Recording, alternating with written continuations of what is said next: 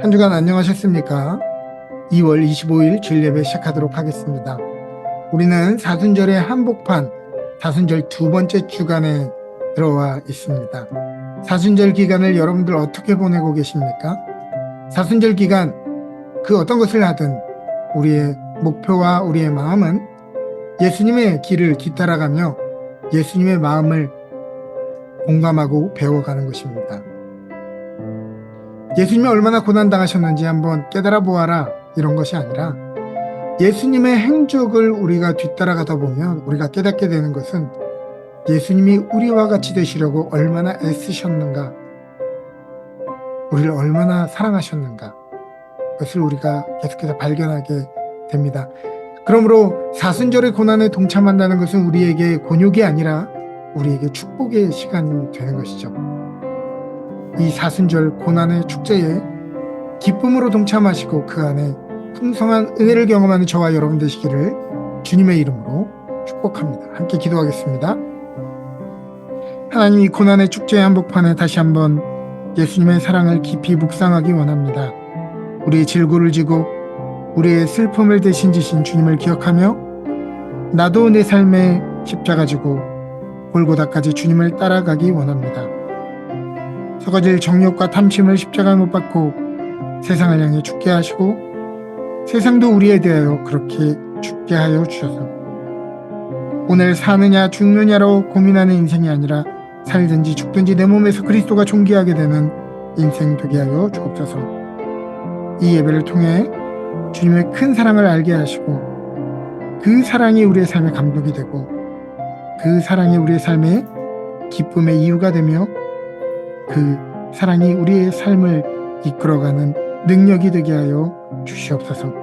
감사드리며 이 모든 말씀 예수님의 이름으로 기도합니다. 아멘.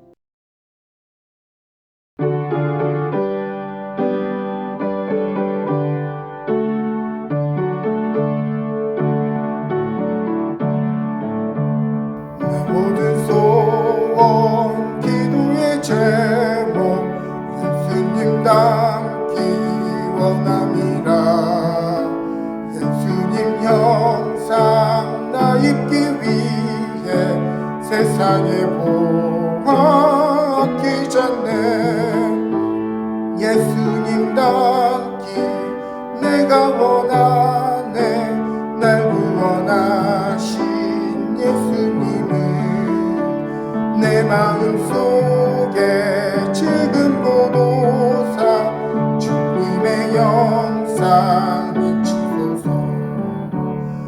무한한 사랑 풍성한 은혜 슬픈 자 위로하시는 주. 길 잃은 죄인 부르는 예수 그 영상 담게 하옵소서. 예수님 닮기 내가 원하네.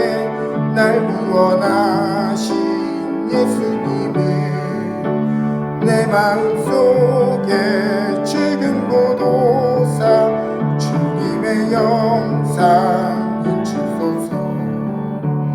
겸손한 예수 거룩한 주님 원수의 멸시 참으시사 우리를 위해 고난을 받은 구주를 닮게 하옵소서.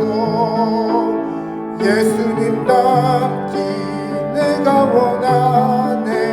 날 구원하신 예수님을 내 마음속에 지금보다 주님의 영상 인치소서.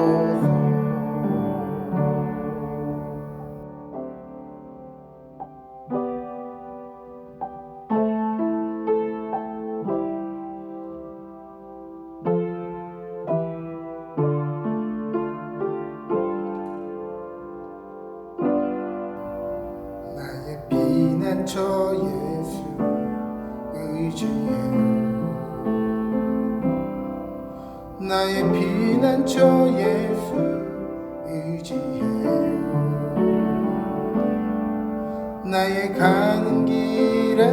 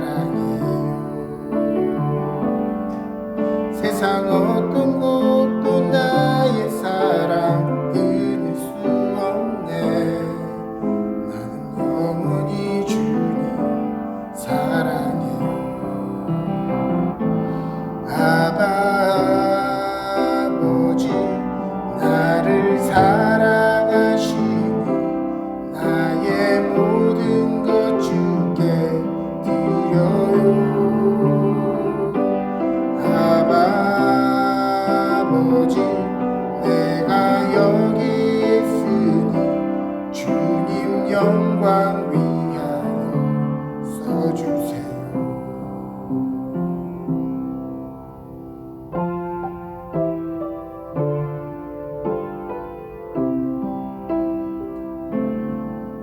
나의 피난처 예수 의지해요.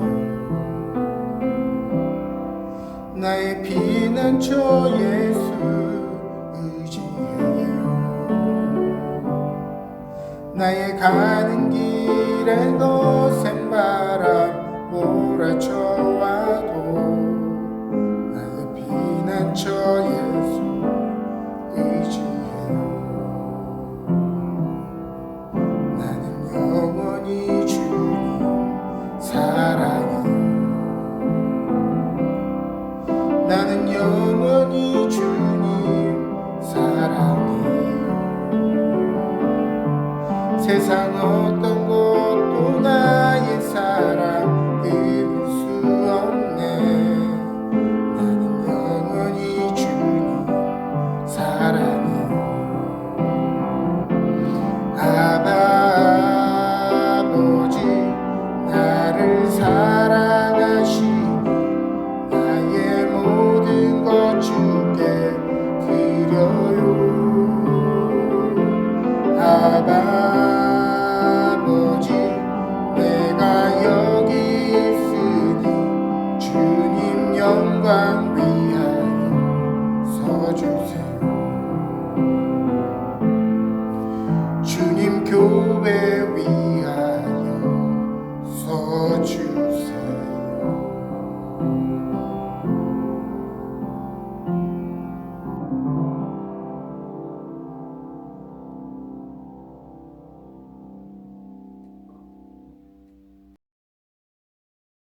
다 같이 기도하시겠습니다.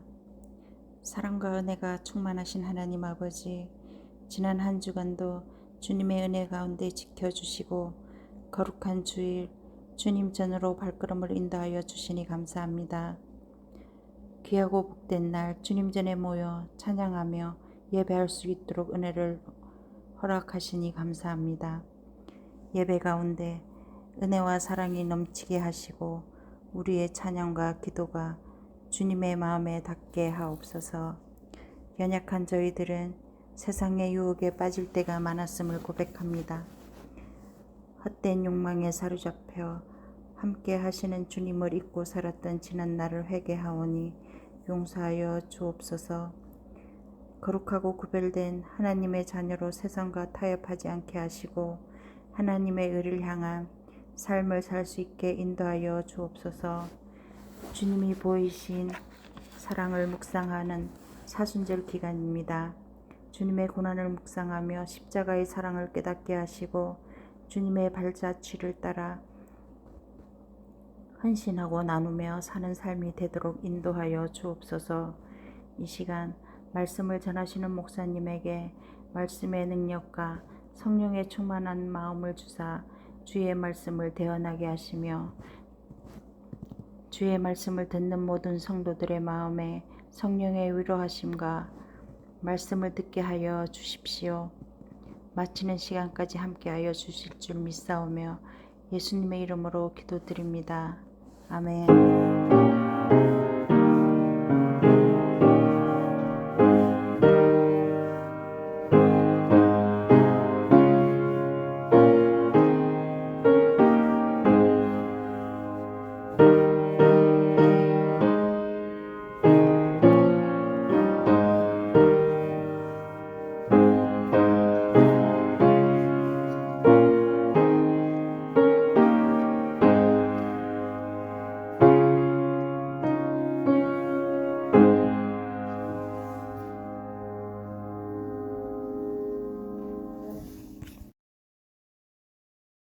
오늘 우리에게 주는 하나님의 말씀은 마태복음 4장 1절부터 10절 말씀입니다.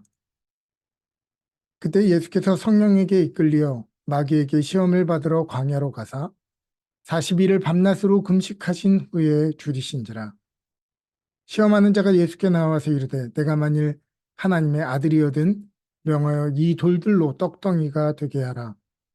예수께서 대답하여 이르시되 기록되었을 때 사람이 떡으로만 살 것이 아니요 하나님의 입으로 나오는 모든 말씀으로 살 것이라 하였느니라 하시니, 이에 마귀가 예수를 거룩한 성으로 데려다가 성전 꼭대기에 세우고 이르되 내가 만일 하나님의 아들이거든 뛰어내리라. 기록되었을 때 그가 너를 위하여 그의 사자들을 명하게 하시리니 그들이 손으로 너를 받들어 발에 돌이 부딪히지 않게 하리로다 하느니라. 예수께서 이르시되 또 기록되었을 때 주 너의 하나님을 시험하지 말라 하였으니, 마귀가 또 그를 데리고 지극히 높은 산으로 가서 천하만국과 그 영광을 보여 이르되 만일 내게 엎드려 경배하면 이 모든 것을 내게 주리라. 이에 예수께서 말씀하시되 사탄아 물러가라. 기록되었을 때 주 너희 하나님께 경배하고 다만 그를 섬기라 하였느니라. 아멘. 오늘 우리에게 주시는 하나님의 말씀입니다. 오늘은 마태복음 4장 말씀을 통해 아무것도 증명할 필요가 없다는 것을 증명하십시오라는 제목으로 말씀을 전하겠습니다. 나는 누군가라고 하는 질문만큼 인생에 가장 많이 던져진 질문이 있을까요? 우리는 인생이 늘 평탄하고 만족감이 넘치고 모든 것이 술술 풀리면 이런 존재론적인 질문을 잘 하지 않습니다. 이런 질문을 한다는 얘기는 삶이 우리의 계획과 의지대로 잘 되지 않으며 무리 속에 있지만 홀로 떨어진 것 같은 근원적인 외로움이 있고, 확실한 것을 붙들려 알지만 늘 불확실함에 둘러싸여 있고, 모든 것에 가격표를 매겨놓은 세상 속에 내가 참으로 무가치하다라고 느껴지는 때가 많다는 것입니다. 그렇기 때문에 우리 모두는 내가 누구인지 확인하고 증명하려고 몸부림치는 것이죠. 불교에서는 인생을 번뇌와 고통으로 이해하고 있습니다. 인생을 살아간다는 것은 번뇌와 고통이다. 왜 그러냐? 인생에는 108의 번뇌가 있는데 이 108번뇌라고 하는 것은 외부에서 오는 것이 아니라 우리의 삶의 가장 기본적인 것들, 우리의 내면으로부터 온다고 하는 것이에요. 보는 것, 듣는 것, 냄새, 맛, 촉감, 마음, 가장 기본적인 욕구들이죠. 이 6가지 감각의 3가지 인식 상태와 3가지 마음 상태가 곱해져 36가지 번뇌가 되고, 과거, 현재, 미래의 3가지가 곱해져서 108이 된다고 하는 것입니다. 즉, 이 말은 우리의 삶이라고 하는 것은 아이러니하게도 나를 인식하는 감각에서 번뇌가 발생하기 때문에 누구든 본질적으로 이 번뇌로부터 자유할 수 없다라고 하는 것이죠. 우린 질문합니다. 나는 누구인가? 무엇을 할 때 나다워지는가? 나는 무엇을 해야 내가 필요한 존재라는 것을 증명할 수 있는가? 우리는 질문하고 질문할수록 이 번뇌에 사로잡히게 될 것입니다. 인생은 이것에 답해가는 모든 여정을 의미하는 것이겠죠. 여기서 여정이라는 단어를 사용한 것은 우리의 삶이 마치 나그네와 같기 때문입니다. 저도 살면서 맛있는 음식 많이 먹어보았습니다. 또 뭐 이런 영상들을 보면 세계의 미식을 내가 꼭 먹어보리라 뭐 그런 마음의 다짐도 해보다가도 정작 외식을 하다 보면 반대로 따뜻한 집밥이 그리워집니다. 이상한 일이죠. 그러나 그것이 우리를 키워줬고 힘을 내며 살아가게끔 만들어 주었던 것이 다름 아닌 어머니의 또 아내의 집밥이라는 것을 우리가 알아채기 때문입니다. 세상의 아름다운 곳을 여행하고 천혜의 절경을 경험하다가도 실상 여행지에서 며칠을 머물면 이상하게도 집이 그립다는 것을 알아챕니다. 그렇게도 이 땅에 당당하게 영주하고 싶은 마음으로 영주권을 따고 시민권을 따게 되어도 알게 되는 것은 나는 이곳에서 이방인이구나 라고 하는 것입니다. 고향이 그리워서 한국에 방문하게 되면 또 그전엔 느끼지 못했던 묘한 이질감과 불편함에 우리는 더 크게 당황하게 됩니다. 나는 이곳에서도 이방인이구나.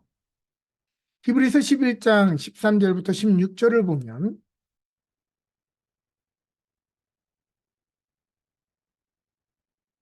성경에 수많은 사람들이 땅에서는 외국인과 나그네임을 증언했다라고 이야기합니다. 더 나은 본향을 찾는 자들임이 나타났다고 하는 거죠. 그들이 나왔던 원래 본향을 생각했다면 언제든지 돌아갈 기회가 있었지만 이제는 더 나은 본향을 사모하니 그것은 곧 하늘에 있는 것이라. 그들의 하나님이라 일컬음을 받으심을 부끄러워하지 아니하시고 그들을 위해 한 성을 예비하셨느니라. 우리가 그토록 바라고 우리가 그토록 찾아 헤매던 내가 가장 나다울 수 있는 마음을 실 곳, 그 어느 것도 증명하지 않아도 가장 소중한 존재로 발견되는 곳.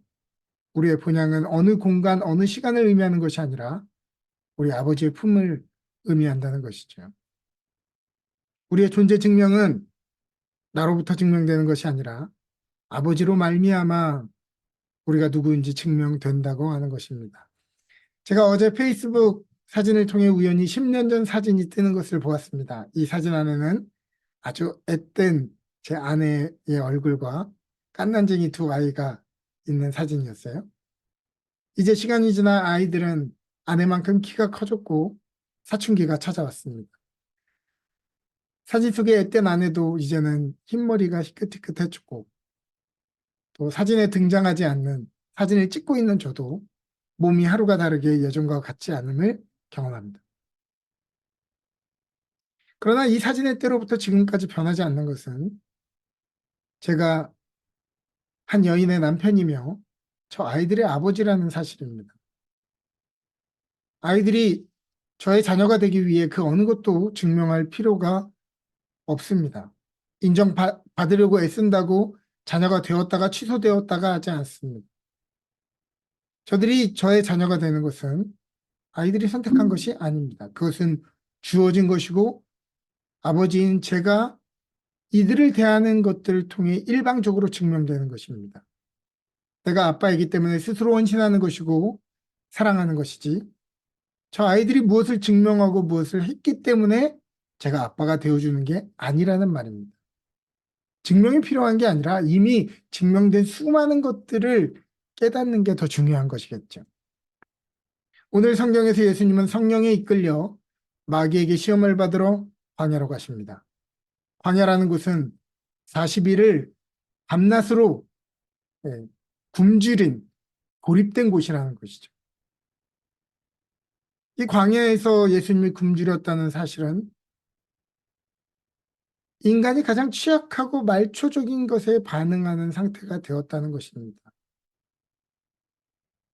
하나님과 함께 천지를 창조하셨던 성자 예수님이 이렇게 인간의 가장 연약한 상태가 되어 원초적인 시험을 받으신 이유는 간단합니다.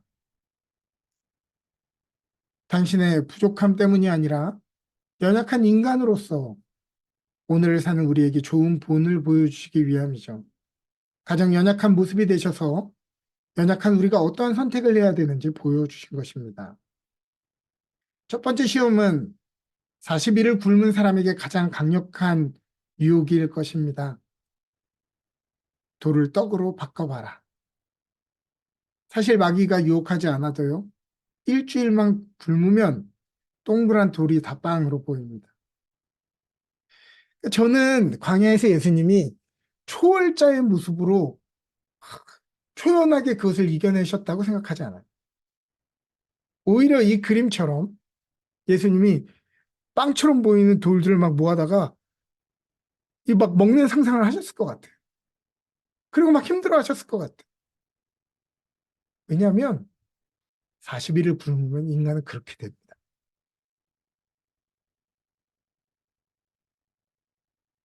먹고 사는 일이야말로 인간에게 필수적이면서도 우리 모두에게 힘든 일이죠. 먹고 사는 일이 정상적으로 이루어지지 않으면 얼마나 무기력하고 무가치하게 느껴지는지 여러분 잘 알지 않습니까? 그러나 사실 이 요구는 예수님께는 그렇게 큰 시험거리가 아닙니다. 예수님은 물을 포도주로 바꾸기도 하고 물고기 2마리와 빵 2개로 5천 명을 먹이기도 하고 물 위를 걷고 풍랑을 잠잠하게 하는 등 몇 번이고 물리법칙을 아득히 뛰어넘는 모습들을 보여주었기 때문이죠. 그러나 예수님은 그렇게 하지 않으십니다. 왜죠? 인간으로서 인간의 모습으로 이 유혹들을 이겨내는 것을 우리에게 보여주시기 위함이었습니다.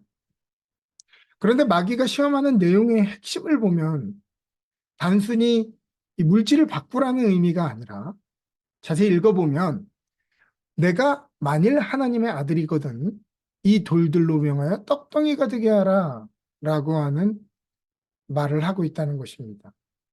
단순히 이 빵에 대한 시험이 아니라 하나님의 아들이라고 하는 존재에 대한 시험인 것이죠. 다른 말로 하면 오늘 먹고 사는 일도 해결하지 못하는 것을 보니 누가 너를 하나님의 아들이라고 하겠냐. 만일 하나님의 아들이라고 하면 이 돌이 떡으로 바뀌어야 되는 것 아니겠느냐? 우리도 살면서 먹고 사는 일이 마음대로 되지 않죠. 정말 힘이 듭니다. 그때마다 마귀는 우리에게 속삭일 것입니다. 네가 하나님의 아들이라면, 하나님의 자녀라면 하나님이 저 돌들도 빵으로 바꿔주지 않겠느냐? 너가 하나님의 아들이라는 것을 증명해봐라. 하나님이 너를 버린 것은 아니냐? 이렇게 얘기하는 것이죠. 그리고 나름대로 빵과 비슷해 보이는 돌덩이를 하나 가지고 와서 또 우리 나름대로 먹고 살 만한 계획과 플랜을 가지고 와서 그렇게 얘기하는 것이죠. 내가 하나님의 자녀라면 이거라도 먹을 수 있게 해주십시오. 우리의 기도가 대부분 이렇다고 하는 것입니다. 그러나 예수님 뭐라고 답하시죠? 사람은 떡으로만 사는 것이 아니고 하나님의 입으로 나오는 모든 말씀으로 산다 말씀하십니다. 여러분 기억하십시오. 하나님은 우리의 삶에 큰 계획을 가지고 계십니다. 우리의 삶은 먹고 사는 것, 당장 눈에 보이는 떡으로만 살아온 것이 아니라 아니 그 떡들마저도 오늘을 숨쉬게 하시는 살아가게 하시는 하나님의 약속과 소망 안에 그 계획 안에 인도받고 공급받고 살았다는 것입니다. 즉 우리의 생명이라고 하는 것은 단 몇 끼에 의해서 좌지우지되는 것이 아니라 하나님의 약속, 하나님의 말씀 안에 그 계획 안에 있는 것임을 여러분 다시 한번 기억하시기를 바랍니다. 또 마귀는 예수님을 성경 꼭대기에 세우고 만약 내가 하나님의 아들이거든 뛰어내려라 하면서 성경을 인용하죠. 여러분 놀랍지 않습니까? 마귀도 성경을 인용합니다. 오늘날에도 해로운 사이비들과 이단들이 얼마나 문자적으로 성경을 인용하는지 여러분 아시죠? 성경적으로 사는 게 중요한 게 아닙니다. 여러분 성경의 정신대로 살아가는 것이 더 중요한 것입니다. 그 문자 그대로 사는 것은요 내 마음대로 얼마든지 곡해해서 해석할 수 있는 그 문장들을 내 상황에 맞게 해석할 수 있는 거예요. 그러나 우리가 받아들여야 되는 것은 그 속에 담긴 하나님의 의도와 오늘 우리를 향한 하나님의 마음이 무엇인지를 이해하는 것이 더 중요한 것이죠. 돌아가서 마귀가 왜 예수님을 성전 꼭대기에 세웠다고요? 하나님의 아들이거든 천사들이 발을 받쳐줄 것이니 증명해 보이라는 것이죠. 만일 예수님이 뛰어내렸는데 천사들이 받쳐준다면 무슨 일이 벌어지겠어요? 아주 멋진 일이 일어나겠죠. 적어도 성전을 왕래하는 수많은 신앙인들에게 야, 저 사람은 참 하나님의 아들이구나 인정받았겠죠. 오늘 살면서 우리도 제일 힘들어하는 것 중에 하나는 다른 사람들에게 인정받고 싶고 우리의 삶의 선택에 걸맞는 다른 삶을 살고 있다고 인정받는 욕구입니다. 우리가 이민을 결정했을 때 모든 사람이 말렸겠죠? 그러나 우리가 증명하고 싶은 것은 무엇입니까? 우리의 선택이 옳았다는 것을 증명하고 싶은 것이죠. 얼마나 증명하고 싶습니까? 마귀는 유혹합니다. 네가 하나님의 아들이면 저 사람들 앞에 뛰어내려 보아라. 저 사람들 앞에서 네가 누군지 증명해 보아라. 너가 얼마나 중요한 사람인지를 보여보아라. 오늘도 마귀는 인정받고 싶은 우리의 허기짐에 불을 붙입니다. 인정까지도 안 바라고 사람들은 오늘 내가 틀리지 않았다는 것을 증명하고 싶은 욕망이 있죠. 내가 얼마나 중요한 사람이며 주님이 나를 인정하셨는지 드러내기를 원합니다. 그러나 예수님은 그런 상황에 다음과 같이 말씀하십니다. 기록되었을 때 주 너의 하나님을 시험하지 말라. 기록되었을 때라는 말은 네가 성경을 인용했지만 성경에 그런 말도 있지만 이런 말도 있다. 하나만 한쪽 관점으로만 해석할 것이 아니라 성경 전체의 구절과 문장이 어떤 정신과 본질을 이야기하는지를 이해하라는 말이죠. 만일 여러분들의 아이가 여러분들의 부모인 걸 믿지 못해서 증명해 보이라고 옥상에 올라가서 뛰어내리려고 한다면 여러분들은 얼마나 속상하고 어이가 없겠습니까? 뛰어내려서 받아주기 때문에 부모인 걸 안다면 지나온 자신의 삶을 돌아보기만 해도 다 부모가 준 것이요 부모의 은혜 때문에 임을 인지하는 능력은 왜 없습니까? 왜 우리는 주님께 잊혀졌다고 우리의 탐언이 주님께 들리지 않는다고 괴로워합니까? 여러분 아시죠? 크리스마스 발표회 영상을 찍으려고 하면 정신 똑바로 차리지 않으면 객관적으로 안 찍어집니다. 왜냐하면 자꾸 제 아이 쪽으로 이게 이 포커스가 맞춰지기 때문에 그래. 내 아이가 잘하든 못하든 제 눈에는 내 아이만 보이는 것이 부모의 마음인 것입니다. 부모의 사랑을 시험하는 아이와 같이 하나님을 시험하지 마십시오. 언제나 우리는 주님께 가장 유명한 사람들이요 중요한 사람이었기 때문입니다. 마귀는 지극히 높은 산에서 천하만국과 영광을 보여주며 나에게 경배하면 이 모든 것을 너에게 주겠다 말합니다. 그러자 예수님은 사탄아 물러가라 기록되었을 때 주 너의 하나님께 경배하고 다만 그를 섬기라 말씀하십니다. 마치 마귀가 우리에게 그것을 줄 것처럼 양도할 것처럼 유혹하고 있지만 그에게는 사실 그 어떤 권한도 없습니다. 사실 하나님의 자녀는 하나님의 유산을 상속받는 사람들입니다. 그것은 세상이 주는 것도 아니고 마귀가 주는 것도 아닙니다. 단지 하나님이 우리 아버지시기 때문에 하나님의 나라를 유산으로 받는 것이죠. 그러므로 우리가 사랑하고 우리가 머리 숙이고 우리가 존경하고 우리가 두려워하며 머리 숙여야 할 대상은 오직 하나님 한 분인 것입니다. 마귀는 계속해서 우리 자신을 증명해 보이라고 합니다. 하지만 하나님의 사람은 그 어느 것도 증명할 필요가 없습니다. 우리는 증명에 의해 하나님의 자녀가 되고 안 되는 것이 아니라 하나님의 선포에 의해 하나님의 전적인 보호하심으로 인해 하나님의 자녀임을 깨닫게 되기 때문입니다. 오늘의 본문의 가장 첫 문장인 그때에 라고 하는 그때가 언제입니까? 그 전장의 마지막 절을 보면 예수님이 세례를 받으시고 물에서 올라오실 때 하늘이 열리고 성령이 비둘기같이 내리는 장면이죠. 그리고 소리가 있어 이는 내 사랑하는 아들이요 내 기뻐하는 자라 하나님의 선포가 있었다고 하는 것입니다. 돌을 떡으로 바꿔서 성전에서 뛰어내려서 하나님의 아들로 증명되는 것이 아니라 하나님이 스스로 우리를 증명해 주신다는 것이에요. 하나님이 가장 아끼시는 독생자까지도 우리에게 주시는 하나님이 도대체 무엇을 더 증명하여야 하며 독생자 안에 담긴 하나님의 사랑을 믿지 못한다면 무슨 기적을 보인다고 하더라도 우리가 믿을 수 있겠습니까? 요한일서 4장 9절부터 10절입니다. 하나님의 사랑이 우리에게 이렇게 나타난 바 되었으니 하나님이 자기의 독생자를 세상에 보내심은 그로 말미암아 우리를 살리려 하심이라.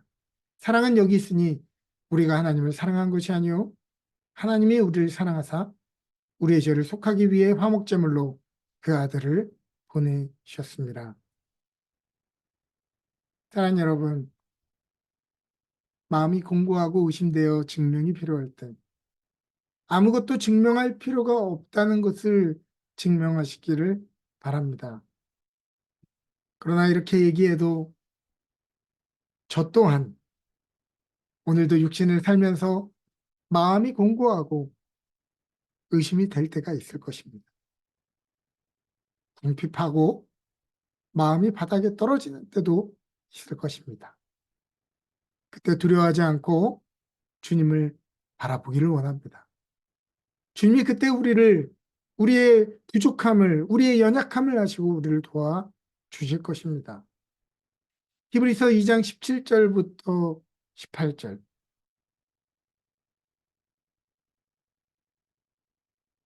그러므로 범사에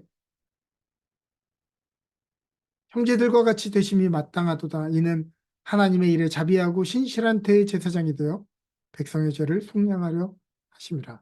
그가 시험을 받아 고난을 당하셨은즉 시험 받는 자들을 능히 도우실 수 있느니라. 사랑하는 여러분, 우리의 삶의 시험에 들 때 우리의 연약함을 우리 주님, 우리 예수님께 고백합시다. 우리의 눈을 주님께 고정합시다.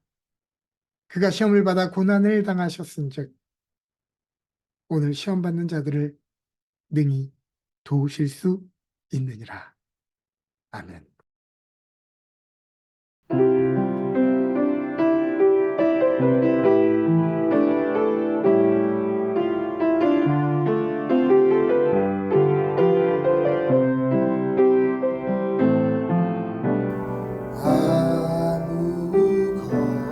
아무것도 두려워 말라.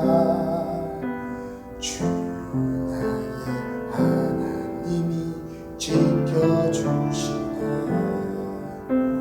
놀라지 말라. 겁내지 말라. 주님 나를 지켜주시네. 내 맘이 힘에 겨워 지칠지라도 주님 나를 지켜주시네.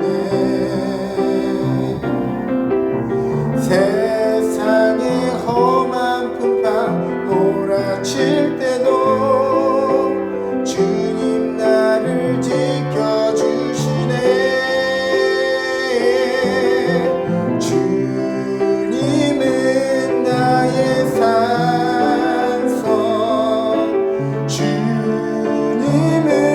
나의 요새, 주님은 나의 소망, 나의 힘이 되신 여호와. 주님은 나의 산성, 주님은 나의 요새, 주님은 나의 소망, 나의 힘이 되신 여호와.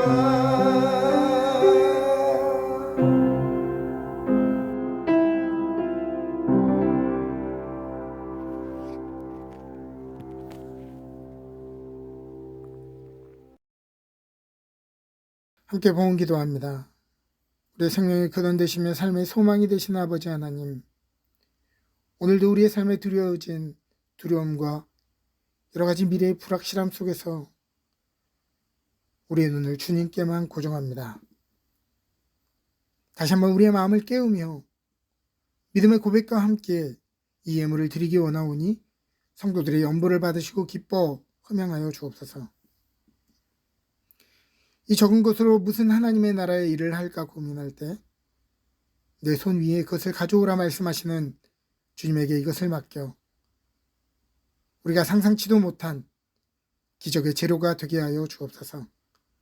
이 사순절 순례의 여정의 금식과 절제를 통해 고통받는 이웃의 아픔에 동참하게 하시고 우리의 비움으로 그들의 비움을 채우며 우리의 비움에 주님의 풍성함을 채우는 시간 되게 하여 주옵소서. 드려지고 모여진 재물 위에 축복하셔서 하나님 나라의 귀 쓰여지게 하시고 지금도 불의한 세상에서 핍박받고 소외된 형제자매들과 고통받는 이들을 기억하여 주시고 보호하여 주옵소서.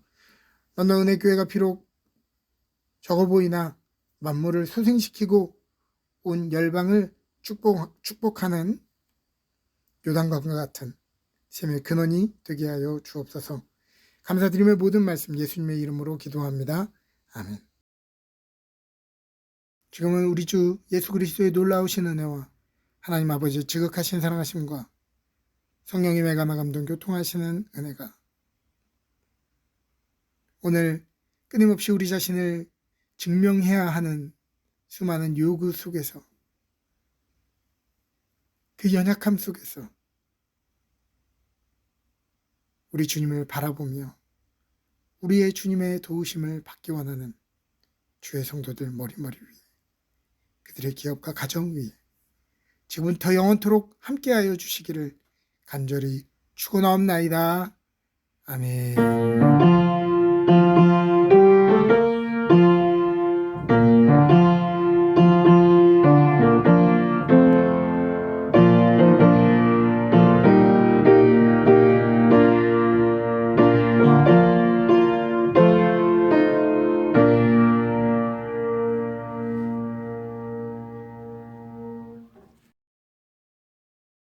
광고 말씀드리겠습니다.